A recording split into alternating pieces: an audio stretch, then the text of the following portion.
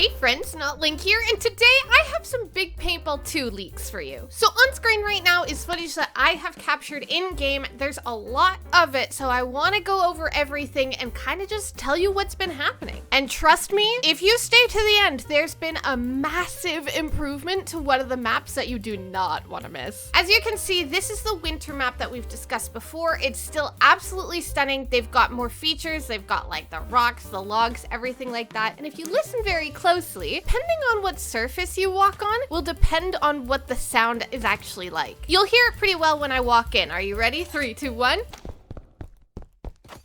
See?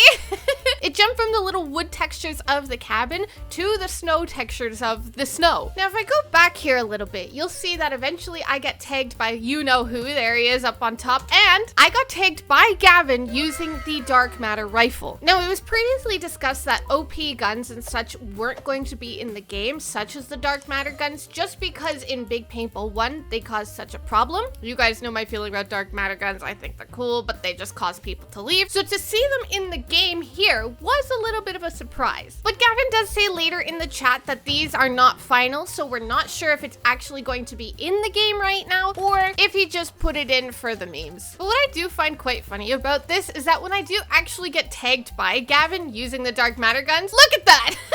What is that? It's not equipped properly. So even though the icon is accurate of the dark matter gun, the actual model of it is a little bit broken.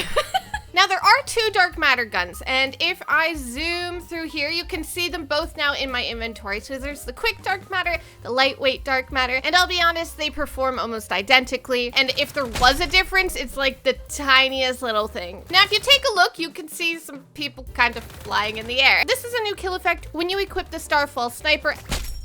There he goes. Now, there is one more kill effect in the game, and that is from the Starfall rifle. As you can see, when you take somebody, stars fall down and they explode. Now, something I don't think I've talked about is when you actually get restarted into Big Paintball, there's this cute little, like, loading screen. Have you ever wanted to see what this bridge map looks like when you fall off of it? Well, now you can.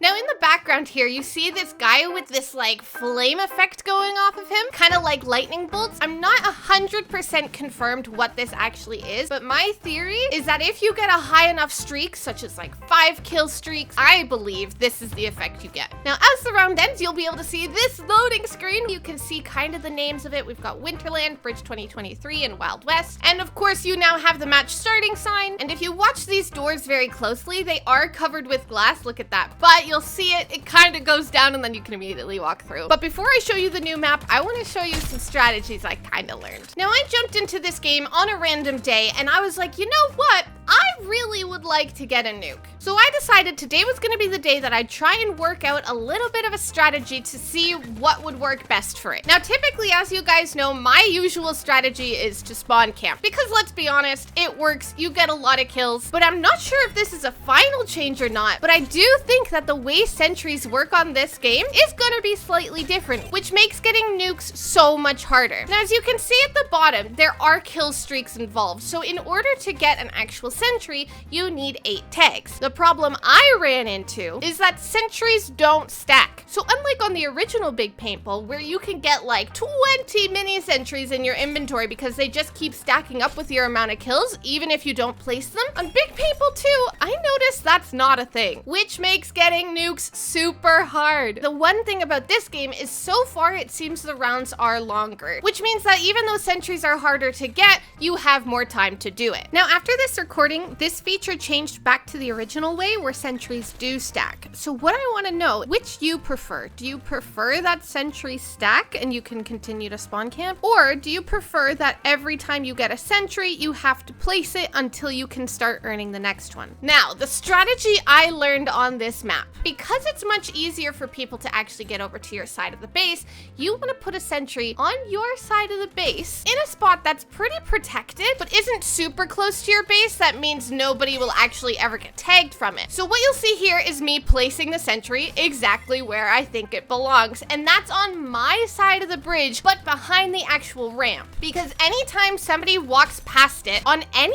of the 3 bridges, they have the opportunity to get tagged, but they might not notice it because it is kind of hidden. But as we zoom along here, you can see that I've only got like 23 seconds left and I'm 3 kills away. But there I go, I managed to get it. I launched a nuke. You can see me put the extra sentry in their base because I've already got one there.